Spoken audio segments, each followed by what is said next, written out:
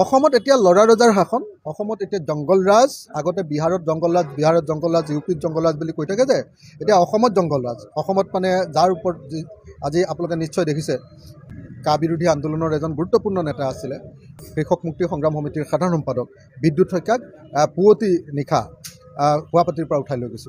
যেনেকৈ প্ৰফুল্ল মহন্ত আৰু এল কে আদৱানী, অটল বিহাৰী বাজপেয়ীৰ চৰকাৰৰ দিনত যেনেকৈ গুপ্ত হত্যাকাৰীবিলাকে এনেকৈ গুৱাহাটীৰ পৰা আন্দোলনকাৰীবিলাকক উঠাই লৈ গৈছিলে, অসম আন্দোলনতো এনেকুৱা ঘটনা ঘটিছিলে। ঠিক তেনেকৈ এতিয়া হিমন্ত বিশ্ব শৰ্মা আৰু জি পি সিঙৰ নেতৃত্বত অসমত এনেকুৱা ধৰণৰ এটা গুণ্ডাৰাজ চলিছে। একেটা সময়তে কৃষক মুক্তি সংগ্ৰাম সমিতিৰ সাধাৰণ সম্পাদক আৰু একেটা সময়তে কৃষক মুক্তি সংগ্ৰাম সমিতিৰ মুখ্য সাংগঠনিক সম্পাদক আকাশ দলেকো ৰাতি 12টা বজাত পুলিচে আহি উঠাই লৈ গৈছে। কোনো কাৰণ নাই, কোনো কাৰণ দিয়া নাই, ঘৰত শুই থকাৰ পৰা উঠাই লৈ গৈছে। মুঠতে গুপ্ত হত্যাকাৰীবিলাকে যেনেকৈ মানুহক উঠাই লৈ যায়, আমি এতিয়া হাল্লা কৰি দিলোঁ কাৰণে, আমি হুলস্থুল কৰি দিলোঁ কাৰণে, নহ'লে কিজানি তেওঁলোকে পাহাৰত গুলিয়াই মাৰি পেলালেহেঁতেন। গতিকে এইটো এটা অত্যন্ত জঘন্য এটা লৰা ৰজাৰ শাসন চলিছে, জঘন্য এটা জংগলৰাজ চলিছে।